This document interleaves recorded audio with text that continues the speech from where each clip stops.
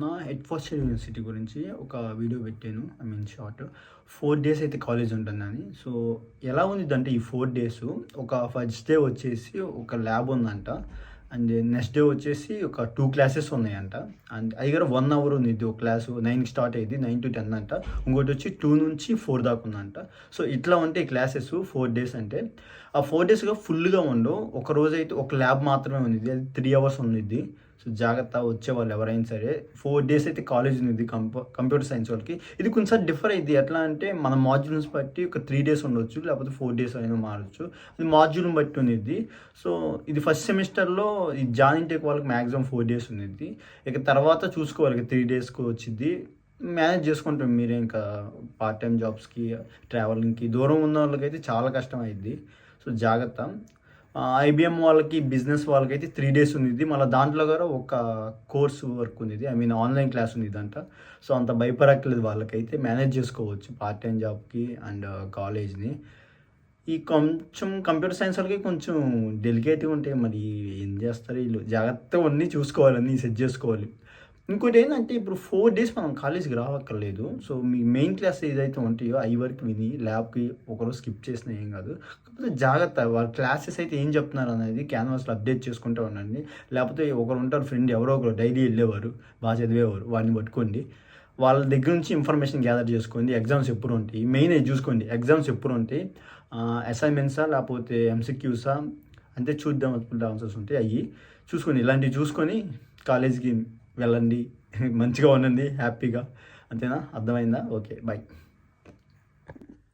2026లో John intake గానీ or September intake, మే గానీ, March కానీ ఏదో ఒకటి. ఏ ఇంటేక్ అయినా 2026లో రావచ్చా యూకేకి? వర్తేనా? వచ్చిన తర్వాత స్టడీస్ కంప్లీట్ చేసిన తర్వాత మనకి జాబ్స్ అయితే ఉంటాయా లేదా అని చాలామంది క్వశ్చన్ అడిగారు. సో, నేనైతే ప్రతి ఒక్కరికి ఒక క్వశ్చన్ అయితే మీ అంతకు మీరు వేసుకుందని చెప్తాను. మీరు ఫస్టు మీ బ్యాక్‌గ్రౌండ్ చూసుకొని మీరేం చదివారు? అండ్ ఇక్కడికి ఏం చదవటానికి వస్తున్నారు? దానికి తగ్గ జాబ్స్ ఉన్నాయా లేవా? అండ్ ఫస్ట్ మీరు క్వెషన్ చేసుకోండి. అండ్ నేను ఇంత పెడితే ఇంత రిటర్న్ వచ్చిద్దా లేదా నాకు?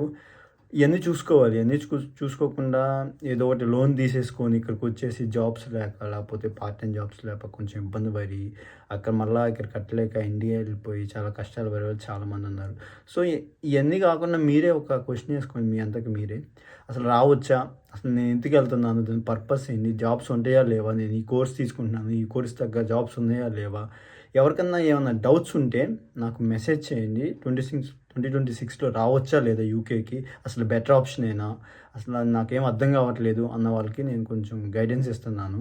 ఎవరికన్నా కావాలంటే నాకు మెసేజ్ చేయండి. నేను కన్ఫర్మ్ ఫోన్ చేసి మాట్లాడతాను. ఓకేనా? చూసుకోండి మీరంతా మీరే క్వెషన్ ఏసుకోండి. రావచ్చా లేదా అనేది. ఓకేనా? గుడ్డిగా వచ్చేసేవాకండి లోన్స్ తీసుకొని. చాలా అంటే చాలా కష్టంగా ఉండిద్ది ఇక్కడ. చెప్తున్నాను. చాలా కష్టంగా ఉండిద్ది. అంటే కష్టం అంటే జాబ్ వస్తే ఓకే. జాబ్ రాకపోతేనే కొంచెం కష్టం. అది. ఓకేనా? నాకైతే 2026లో చాలామంది అడుగుతున్న క్వెషన్ ఏంటంటే, అన్న యూకేకి రావచ్చా? యూకేకి వచ్చిన తర్వాత పార్ట్ టైమ్ మీద లోన్ క్లియర్ చేయొచ్చా అని. లోన్ క్లియర్ చేయడం అనేది కొంచెం కష్టమే. అంటిల్ మీరు పీఎస్‌డబ్ల్యూ చేసుకొని ఫుల్ టైమ్ చేసే వర్క్‌లో. మీరిప్పుడు కాలేజ్‌లో ఉన్నప్పుడు మీరు చేసుకోవడం అనేది కొంచెం కష్టం. ఎందుకంటే మీ రెంట్‌కి, ఎక్స్‌పెన్సివ్స్‌కి, గ్రోసరీస్‌కి అని ఆటికని ఈటికని ఏదో దానికి అయిపోద్ది. ఇప్పుడైతే ఎన్ఐ పే 12.50 ఉంది. 12.50 ఉంది పర్ అవరు. మీకు దాన్ని వీక్లీ చేసుకున్నా కానీ 250 అవుతాయి. మంత్లీ అయితే ఒక రఫ్‌గా £1,100 వస్తాయి. ఈ £1,100లో మీరు ఒక 500 ఖర్చు పెట్టుకున్నా కానీ ఇక్కడ కేంబ్రిడ్జ్‌లో అయితే 450, 500 మొత్తం 600 అయిపోతాయి అన్నిటికి కలుపుకొని.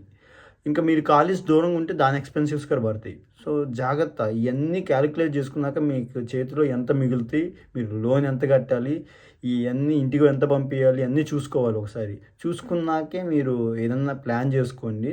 సో, ఇట్లా ఉండిద్దనమాట. లోన్ కట్టొచ్చా లేదా అనేది ఇంకా మీ మీద డిపెండ్ అయ్యింది. 20 అవర్సే చేసేది స్టూడెంట్స్ అయితే. ఇంకా క్యాష్ ఇన్ హ్యాండ్ చిక్కితే నేను చెప్పలేను అట్లా. ఇంకా మీ ఇష్టం అది చేసుకున్న వాళ్ళు. అక్కడైతే పట్టుకుంటారా లేదా అన్నది ఒక డిపెండ్స్ ఆన్ అదృష్టం ఇంకా. మనమైతే ఏం చెప్పలేము అది. అంటే అలాంటివి కూడా దొరుకుతాయి part time jobs as a cash in లాగా. సో, అది ఇంకా మీ ఇష్టం అది. నేనైతే అలా చెప్పను చేయమని. అంతే. అంటే పార్ట్ టైమ్ చేసుకుంటేనే మీరు చేసుకోవాలంటే కొంచెం కష్టమే. పీఎస్‌డబ్ల్యూకి వెళ్ళినాక క్లియర్ చేసుకోవచ్చు లోన్ అనేది. ఓకేనా? అంతే.